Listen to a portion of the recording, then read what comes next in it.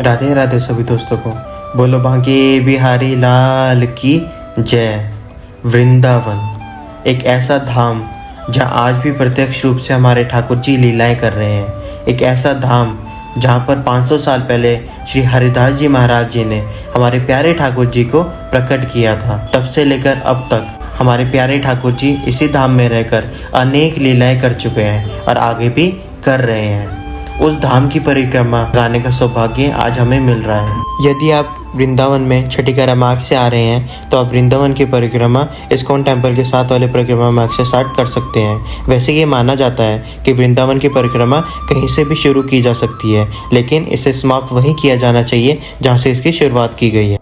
जैसा कि आप देख सकते हैं, हम अपनी परिक्रमा इस्कॉन टेम्पल के साथ वाले परिक्रमा मार्ग से स्टार्ट कर रहे हैं। तो आइए हमारे साथ इस वीडियो के माध्यम से जुड़िए और हमारे साथ वृंदावन की परिक्रमा लगाइए, क्योंकि हम इस वीडियो में सिर्फ आपको वृंदावन की परिक्रमा ही नहीं करवाएंगे, हम आपको वो सारे स्थलों के दर्शन भी करवाएंगे और उनकी पौराणिक कथाओं के बारे में भी बताएंगे कि द्वापर युग में ठाकुर जी ने किस लीला के प्रति संसार को क्या ज्ञान दिया था। जैसा कि आप देख सकते हैं, हमने वृंदावन की परिक्रमा की शुरुआत कर दी है और आगे चलकर इस वीडियो में हम आपको मदन मोहन जी का मंदिर, केली कुंज के दर्शन, जहाँ पर वृंदावन के महान संतों में से एक प्रबंधन महाराज जी की कुटिया भी स्थित है।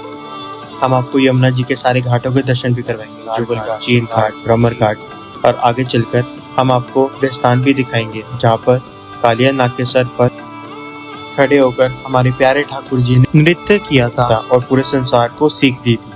हम आपको वे स्थान भी दिखाएंगे जहाँ पर ठाकुर जी ने गोपियों के वस्त्र चुराए थे, पूरे संसार को सीख दी थी। आगे चलकर हम आपको वे स्थान भी दिखाएंगे जहाँ पे हर 12 साल में कुंभ लगता है और महान साधु संत इस कुंभ में स्नान करने आते हैं और हमें उनके दर्शन करने को मिलते हैं। हम आगे चलकर आपको वे सारे स्थान और उनकी कथाओं के बारे में भी बताएंगे। वे बोलते हैं ना, जो लोग प्रत्यक्ष रूप से वृंदावन नहीं आ सकते या फिर वृंदावन में मौजूद नहीं है, वे अप्रत्यक्ष रूप से हमारे इस वीडियो के माध्यम से वृंदावन की परिक्रमा लगा सकते हैं, क्योंकि वह प्रत्यक्ष रूप से भी वृंदावन की परिक्रमा लगाने का वही महत्व है जो कि प्रत्यक्ष रूप से वृंदावन की परिक्रमा लगाने का महत्व है। और ये बोलते हैं कि किसी ने मन में अपने ठाकुर जी का नाम लेकर, मन में ठाकुर जी का भाव रखकर अगर वृंदावन की किसी भी रूप में परिक्रमा लगा ली तो ठाकुर जी उनके सारे कष्ट हर लेते हैं और उनकी सारी मनोकामनाएं पूरी करते हैं। जैसा कि आप देख सकते हैं, हम अभी वृंदावन परिक्रमा मार्ग पर चल रहे हैं और वृंदावन की परिक्रमा लगा रहे हैं। इस परिक्रमा मार्ग पर आपको काफी लताएं, पताएं और वृक्ष के दर्शन भी होंगे। ये वृक्ष कोई आम वृक्ष नहीं है, ये सारे बड़े बड़े महान साधु संत हैं। इन वृक्ष की जटाएं तो देखिए, ये बड़े बड़े साधु संतों की जटाएं हैं जिन्होंने ठाकुर जी के गोलोक धाम को ठुकराकर वृंदावन धाम चाहा, जिन्होंने वृंदावन धाम में रहकर लता पताओं के रूप में रहकर ठाकुर जी की लीलाओं को देखना चाहा, जो आज भी ठाकुर जी की लीलाओं के दर्शन करते हैं। अब अगर आपको कभी भी वृंदावन आने का सौभाग्य मिले तो कभी भी इन वृक्षों को ठुकराइए मत, इन वृक्षों को निहारिए और इन वृक्षों को दर्शन करिए और इन वृक्षों से मांगिए कि हे साधु संत, जो कोई भी यहाँ पर बैठ कर तपस्या कर रहे हैं, हमारी भी वाणी, हमारी भी मन की उपस्थिति, हमारी भी जो सारे ठाकुर जी के प्रति भाव है वो ठाकुर जी तक पहुँचाने का काम करिए और हमें भी किशोरी जी के दर्शन करवाइए। वर्तमान में हम श्री प्रेमानंद जी महाराज की पावन कुटिया केली कुंज में हैं। ये वही स्थान है जहाँ हर दिन श्री प्रेमानंद महाराज जी स्वयं उपस्थित होकर लोगों के साथ प्रश्नोत्तर सत्र और सत्संग करते हैं। यहाँ पर हमेशा श्रद्धालुओं की भारी भीड़ देखने को मिलती है, जो प्रेम से महाराज जी के दर्शन और उनके प्रवचनों को सुनने आते हैं। यदि आप तुलसी की माला, महाराज जी की फोटो या उससे संबंधित पुस्तकों की खोज में है तो यह सभी वस्तुएं आपको यहाँ पर उपलब्ध हो जाएंगी। यह स्थान आध्यात्मिक ऊर्जा से भरपूर है और केली कुंज के नाम से भी विख्यात है। अब हम आगे बढ़कर यमुना जी की ओर, जो मेरे भाई और शांत और दिव्य रूप से बह रही है, उसकी ओर बढ़ रहे हैं। जैसा कि आप देख सकते हैं, चारों ओर फैले वृक्ष, पत्तियां और वनस्पति मात्र जंगल नहीं है। यह वही स्थान है जहाँ महान तपस्वी साधु संत ने गहन तपस्या की है। प्राकृतिक सौंदर्य से परिपूर्ण यह स्थान आध्यात्मिक साधना का जीवंत उदाहरण है।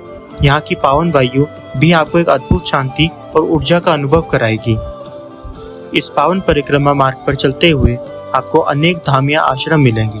यदि आप वृंदावन आने की योजना बना रहे हैं और परिक्रमा करना चाहते हैं तो आप इन विश्राम स्थलों पर रुक सकते हैं, जैसे कि श्री जी धाम और अन्य कई स्थान जहाँ श्रद्धालुओं के ठहरने की उत्तम व्यवस्था होती है। इस मार्ग पर आपको इलेक्ट्रॉनिक वाहन, टुक टुक और अन्य छोटे वाहन चलते हुए दिखेंगे, जिससे आने जाने की सुविधा रहती है। चूँकि यहाँ कई धाम स्थल हैं, इसलिए वाहनों की आवाजाही भी अधिकतम रहती है। यदि आप आगे बढ़ते हैं तो आपको मदन मोहन जी के समीप स्थित बिहारी जी के मंदिर के गेट से ठाकुर जी के दर्शन कर सकते हैं, या फिर आप स्नेह बिहारी मंदिर में भी दर्शन के लिए जा सकते हैं, जो काली देव वाली गली से होकर पहुंचा जा सकता है। अब आप बस इस अद्भुत दृश्य और दिव्यता से भरी परिक्रमा का आनंद लीजिए। हर मोड़ पर आपको श्री कृष्ण जी की लीलाओं की झलक, प्रकृति की सुंदरता और भक्ति की गहराई अनुभव होगी। यह यात्रा केवल एक स्थल भ्रमण नहीं, बल्कि एक आत्मिक अनुभव है। यह वही ब्रजभूमि है जहाँ स्वयं भगवान श्री कृष्ण ने अपने बालके की असंख्य लीलाएं रची। जहाँ जहाँ उनके चरण पड़े, वहाँ आज भी भक्ति की ज्योति जलती है। और उन लीला स्थलियों के चारों ओर जब एक श्रद्धालु भक्तिपूर्ण से परिक्रमा करते हैं, तो वह मात्र चलते नहीं हैं, बल्कि ये आत्मा को परमात्मा से निकट ले जाते हैं।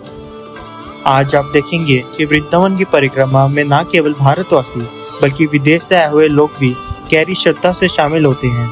ना जाने कहां से ये लोग आते हैं और यहाँ परिक्रमा लगाते हैं। आपको यहाँ कई अंग्रेज, विदेशी नागरिक भी परिक्रमा करते हुए मिलेंगे, जो नंगे पांव राधे राधे का नाम जपते हुए इस लगभग 12 किलोमीटर के पथ पर चलते हैं। उनके लिए यह केवल एक धार्मिक यात्रा नहीं होती, बल्कि एक आध्यात्मिक अनुभव, आत्मिक शुद्धि और शांति का मार्ग होता है। शास्त्रों में भी कहा गया है, ब्रजमंडल की परिक्रमा मात्र करने से वह पुण्य प्राप्त होते हैं जो अनेक यज्ञ, तप और तीर्थ यात्रा से भी कठिनतम से मिलते हैं। इस परिक्रमा से मनुष्य के जन्म जन्मांतर के पाप नष्ट हो जाते हैं, भक्ति में मन स्थिर होता है। एक एक कण इस भूमि का आपको श्री कृष्ण की लीलाओं की झलक देता है। यहाँ की धूल भी पूज्य है। कहा जाता है कि जो वृंदावन की धूल अपने माथे पर लगा ले, उसका जीवन धन्य हो जाता है। यह परिक्रमा केवल शरीर का श्रम नहीं होती, बल्कि मन और आत्मा का भी तप होता है। जब आप परिक्रमा करते हैं तो आपके सामने आते हैं प्राचीन वृक्ष, छोटे छोटे आश्रम, धाम और लीला स्थलियां। इनमें से कई स्थान पर आज भी साधु संत वास करते हैं, जो बिना किसी मोह माया के भक्ति के माध्यम से अपना जीवन बिताते हैं। चलते समय आपको कई जगह बच्चे राधे राधे कहते हुए, प्रसाद बांटते हुए, भजन मंडलियां कीर्तन करते हुए और गायों का झुंड शांति से चलता हुआ दिखेगा। यह सब दृश्य मिलकर आपके भीतर एक ऐसी ऊर्जा भर देती है जो शब्दों में बयान नहीं की जा सकती। परिक्रमा मार्ग में आपको केसी घाट और काफी घाटों के दर्शन भी करने को मिलते हैं और मदन मोहन जैसे मंदिर भी दर्शन करने को मिलते हैं। यह मार्ग आपको ब्रह्मा के तप, गोपियों की भक्ति और कृष्ण जी की लीलाओं से जोड़ता है। परिक्रमा एक तपस्या है जो व्यक्ति को अहंकार से विनम्रता की ओर, विचलित मन से शांति हृदय की ओर, भ्रमित विचारों से स्पष्ट दृष्टिकोण की ओर ले जाती है। वृंदावन की परिक्रमा करने वाला व्यक्ति सिर्फ बाहर नहीं चलता, वे अपने भीतर की यात्रा भी कर रहा होता है। जैसे ही आप परिक्रमा मार्ग पर कदम रखते हैं, समझ लीजिए कि आप एक ऐसी भूमि पर चल रहे हैं जहाँ हर कण में कृष्ण जी और हर वृक्ष राधा रानी की छाया और हर मोड़ पर एक लीला गूंज रही है। यह वही भूमि है जहाँ बिहारी जी स्वयं गोपियों के संग राज करते थे, जहाँ यमुना तट पर बैठकर उन्होंने बांसुरी बजाई और जहाँ गोपियों ने अपने प्राण तक अर्पित कर दिए उनकी एक झलक के लिए। परिक्रमा मार्ग पर, विशेष रूप से मदन मोहन मंदिर मार्ग पर, बंदर बहुत होते हैं। लोग इसे प्राकृतिक नहीं, बिहारी जी की लीला मानते हैं।